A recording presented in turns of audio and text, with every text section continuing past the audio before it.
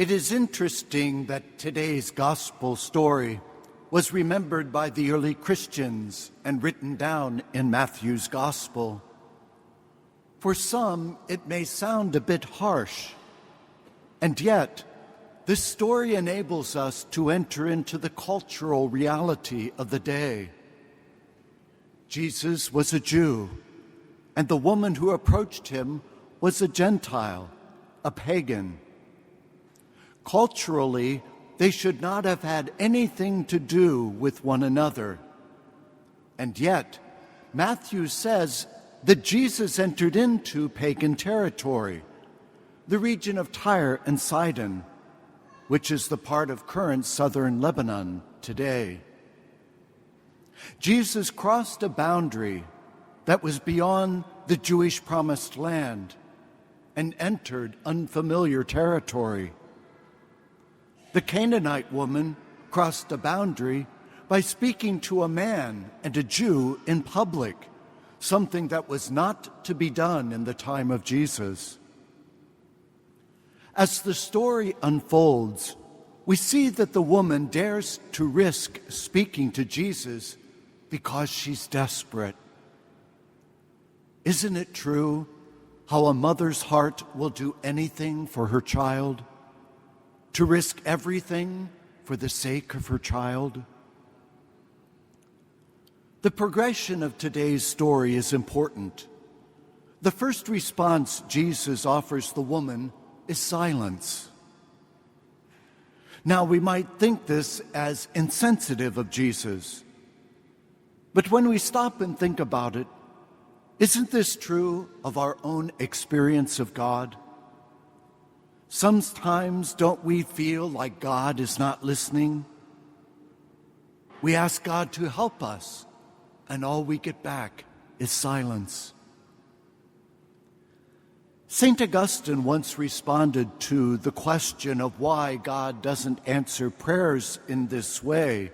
He said, "There are times that God remains silent so that we might learn to persevere, so that our hearts might expand enough to receive the gift that God wants to give." Sometimes we're not ready to receive the answer God wants to give, and so we must work to expand our hearts to be ready to receive God's gift. Well, in this story, the disciples were not comfortable with this silence, and they wanted Jesus to dismiss this woman. Get her out of here, she's bothering us. And yet, Jesus stays and engages the woman in further conversation, reminding her that he was sent to save the lost sheep of the house of Israel. But the woman already knew this because she had acknowledged him as Lord, Son of David. And so, in an act of humility, she did him homage and said to Jesus in utter simplicity, "Lord, help me." In the time of Jesus, to offer homage was a public act, a public acknowledgement of submission to oneself in allegiance to another. We see this earlier in Matthew's Gospel when the three kings, the Magi, came and gave homage to the newborn King of the Jews. When you offer homage to another person, you are entering into a commitment to join in the purpose and the mission of the other person. Offering homage is not just having respect for somebody. It means you are going to join their efforts and participate fully in what they are calling to do.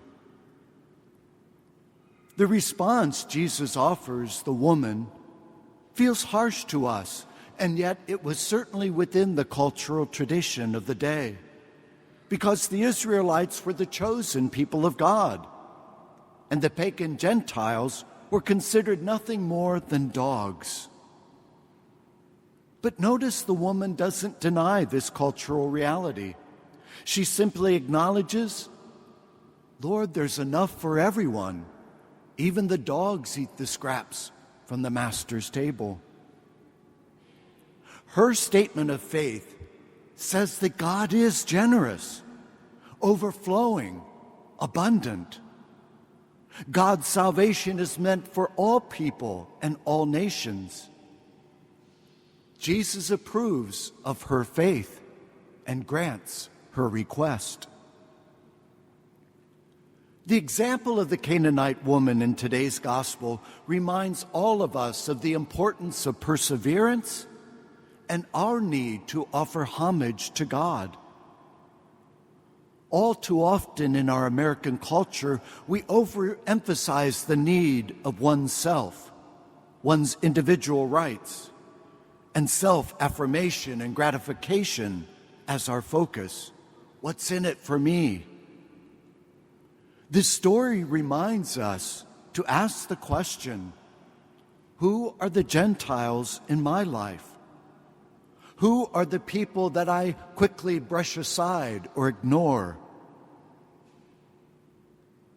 When I think of one who crossed barriers for the sake of the poor and the outcast, I think of St. Teresa of Calcutta.